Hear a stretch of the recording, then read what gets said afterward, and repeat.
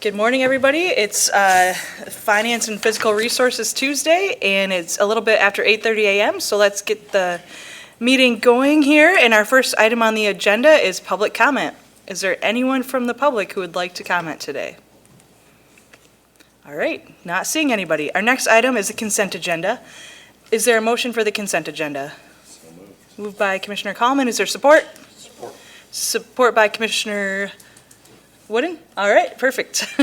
Any questions or comments on the consent agenda? Any changes? Seeing none. All those in favor, please say yes. Yes. All those opposed, please say no. Motion passes.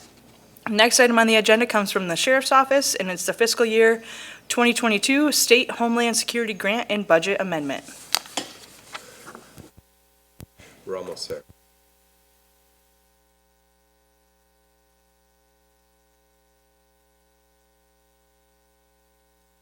Commissioners to accept the FY 2022 State Homeland Security Grant from the State of Michigan Department of State Police to appropriate $266,386 to the 2022-23 Sheriff Emergency Management Homeland Security Budget in the Special Projects Fund, and to authorize the board chair or designee to execute the intergovernmental agreement, approve extensions, amendments, and increases to the grant appropriation not to exceed 15% of the original award. The Michigan Department of State Police Emergency Management and Homeland Security Division provides federal pass-through funds for Homeland Security programs. The purpose of the FY 2022 Homeland Security Grant Program is to prevent, deter, respond to, and recover from incidents of national significance, including but not limited to threats and incidents of terrorism. Starting with the grant year 2006, Homeland Security grant funding allotments were allocated on a regional basis. Kent County was placed into Region 6, which is part of a 13-county region. The fiduciary for the grant is the West Michigan Regional Medical Consortium. Grant funds will be used to cover the personnel costs of the Homeland Security planner, as well as for equipment purchases as determined by the local planning team of Kent County. The grant period is September 1, 2022 to May 31, 2025. Corporate Counsel will review and approve the intergovernmental grant agreement as to form. Thanks, Al. All right, is there a motion for this item? So moved. All right, moved. Is there support? Support. Any questions or comments? Yeah, Commissioner McLeod. Chair, quick question. I wondered if there's this is covering the salary for the coordinator, as well as some equipment that is not specified. I just wondered what sort of equipment would be purchased with the $171,000 allocation. Good morning. Good morning. So that is yet to be determined right now. You have a local planning team that has, I believe it's 22 or 24 representatives, different disciplines such as fire, EMS, hospitals, cybersecurity, government admin, et cetera. We had so many project proposals this year that it took 2 months to get through. And February meeting, we're going to the second round of presentation. Just as an example to give you some flavor. It's been anything from last year, for example, active shooter threat was one of the highest concerns nationally, and so fire departments were part to basically go into a scene, maybe in an area that was not cleared but secured by law enforcement, and start pulling injured victims out. So ballistic protection, like bulletproof vests and helmets and that type of thing for fire departments. Medical trauma supplies to lessen the impact of those events were another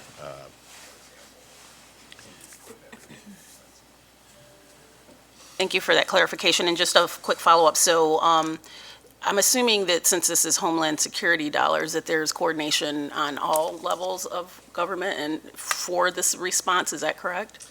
Yeah, and I would say the greatest example of that is through the grant guidance, and as many of you are familiar, working with many layers of government at the same time. The rules do tend to change even after you've been given the initial guidance. But there's very stringent, not only rules on what the money can be used for, but then also percentages within the grant guidance that indicate what some of it has to be spent on. Thank you. Questions or comments? Okay, seeing none, all those in favor, please say yes. Yes. All those opposed, please say no. Motion passes. Our next item comes from the Health Department, and it's regarding Spectrum Health Early Childhood Millage Strong Beginnings Grant.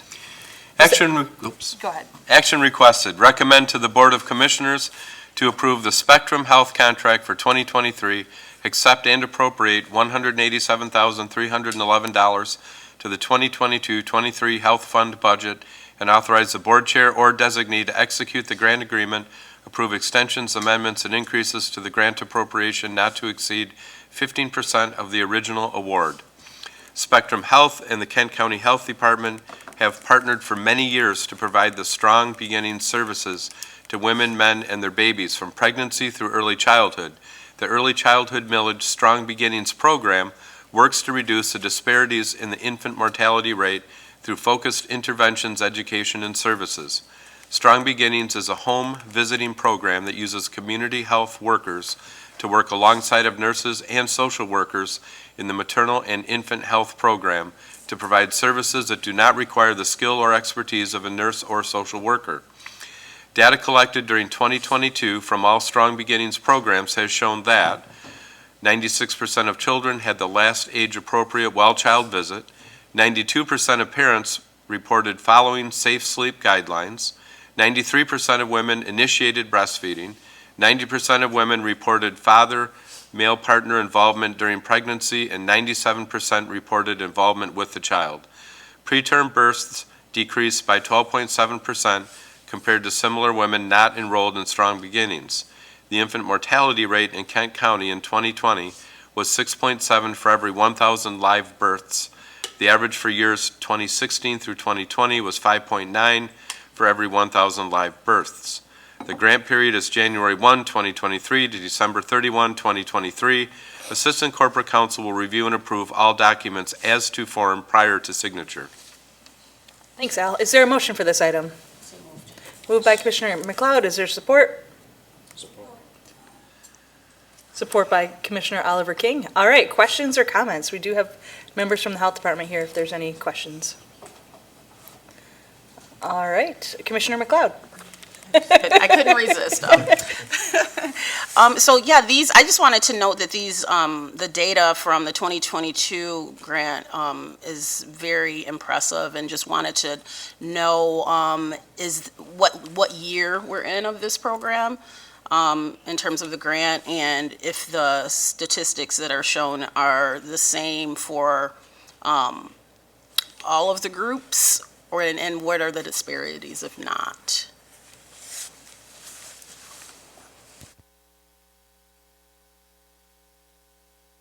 Get two people to answer this question. Multifaceted. Why don't you talk about what year we're in? This is actually year 2 of the early childhood millage one, but we've been doing Strong Beginnings for many, many years.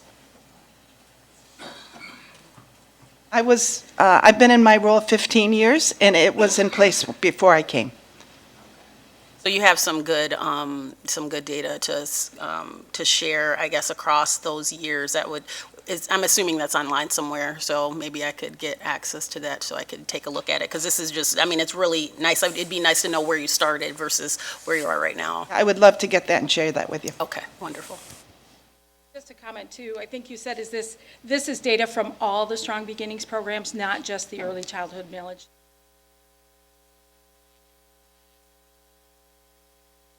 All right, any other questions at all? Seeing none, all those in favor, please say yes. Yes. All those opposed, please say no. Motion passes.